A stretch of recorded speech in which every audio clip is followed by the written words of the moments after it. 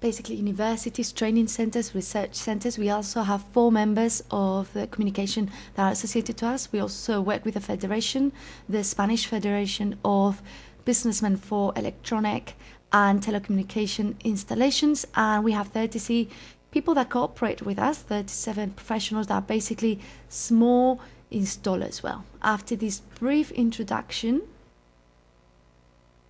let's now move on to the objective of this panel. This panel aims to show the relationship, the current relationship between standardization and R&D. And the objective is to make a relation, or to show how we must evolve in this relationship. It's obviously related to technology, activities that need each other, that offer themselves feedback, and as we all know, standards must be based on results, and they must be neutral from the point of view of technology. Standards offer us many uses to our society, to society in general. Some of them are the use of standards and how it contributes to disseminate knowledge.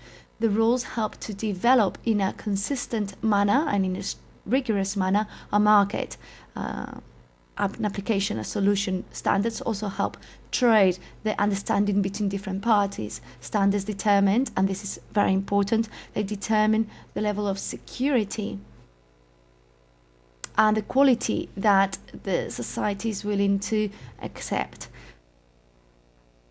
Also, there is a list of benefits that goes beyond what I have mentioned, and standards must help us, of course, and without any doubt, to play an important role in the development of activities.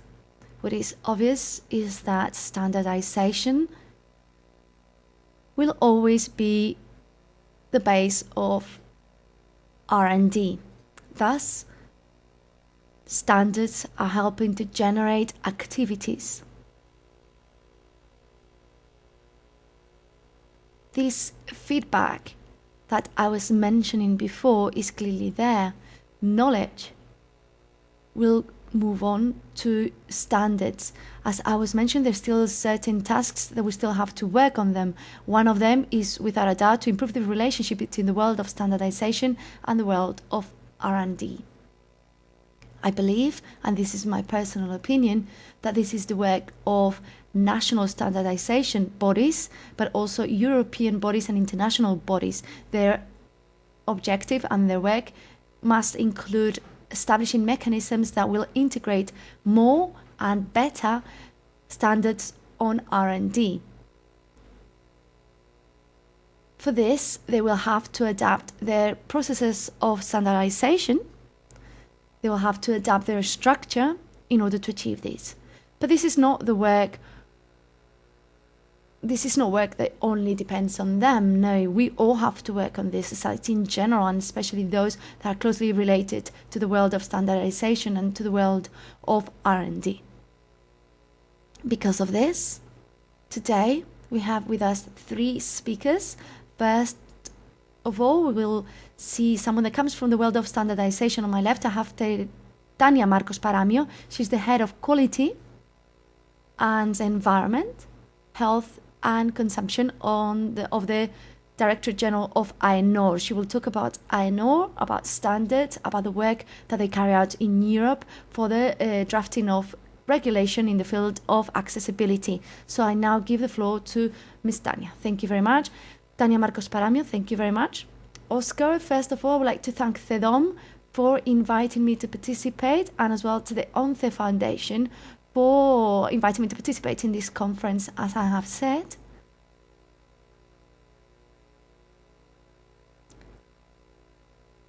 This was going to be a national conference, but given that this is an international conference, we've decided to include things about what we do in INGL. So first of all, I would like to talk about us, about INGL, because some of you here may know the activities of standardization that we carry out and that we have contributed to actively. But for some of you, this may be unknown. Then I will talk about the standards on accessibility, both national and international, and the most recent work in the field of accessibility on public purchases. INGL is a Spanish association, a non-profit Spanish organization that is in charge of two tasks: to standardize and also to certify. Against what many of you may think, technical standards are not drafted by the public authorities, they are not drafted by the industry ministry. Technical standards are drafted by INGL since Spain became part of the European Union in 1986. In fact, this was done so in order to have a model that would take into consideration all the stakeholders and to make standardization more agile. The rules that are being drafted in Spain and that are applicable to the whole national territory are what we call the UNE rules or the UNE rules. They are accessible and available in INGL, and these are technical rules or standards that can be applied to all the sectors of the industry, manufacturers, etc. There we can find regulations on products that can be found in the market. For instance, construction, in the construction sector, the requirements that concrete or plastics, fuel has to have, telecommunication standards that are applicable and widely known in this forum. But also we are also creating standards in other services. Everyone would like to receive quality standards. That's what we all aim to achieve. And technical standards, what they're going to do is to specify what is quality. And quality is something that is a very ambiguous term. So INGL, what it does is represent the national interests both in Europe and internationally. We also have the ISO regulations, widely known by all of us. A clear example of the benefits of standardization that Oscar has mentioned are regarding, for instance, paper. How could we print in any printer if the format or the size of the paper was not standard? And standard size is important.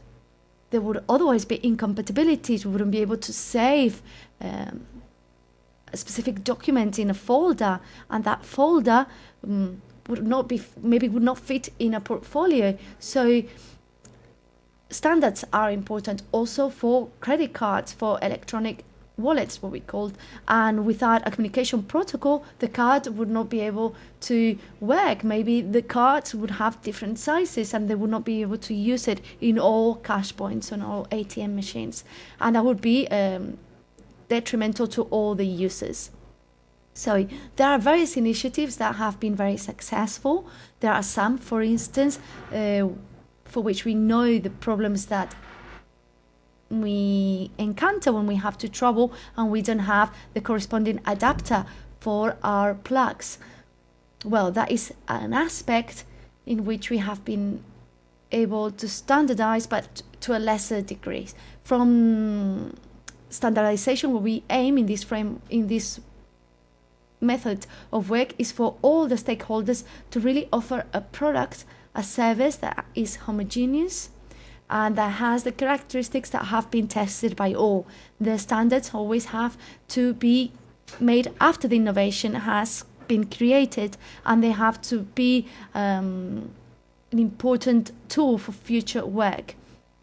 So standards are drafted in technical committees of standardization where we have experts. I'm not one of the people that sits there and states what must be done and what are the requirements. These are associations representatives that know the technical requirements and how they must be applied into the rules or regulations. Participation is voluntary. We invite all the stakeholders to contribute. Standardization does not have any type of economical benefit for the people that are there in the meeting, giving their knowledge and experience. These bodies simply do it voluntarily to contribute to the well-being of our society. These standards will be an accessible document to all and will be drafted by consensus between the different parties, manufacturers, users, and also the public authorities. And all the interests of all these parties will have to reach a balance. When we decide that this has been achieved and we have a consensus, then we will publish the new standard. INGL as the body that is, as the recognized body for the standardization. What we do, well, the benefits of standardization, I have already mentioned them and you'll know them by now, what we do is to make this knowledge known. We cannot try to standardize something that has not proven to be useful. We can make certain attempts, we can make certain reports that mention the state of art of certain specific questions, but in order to write a requirement, we need to have a reference framework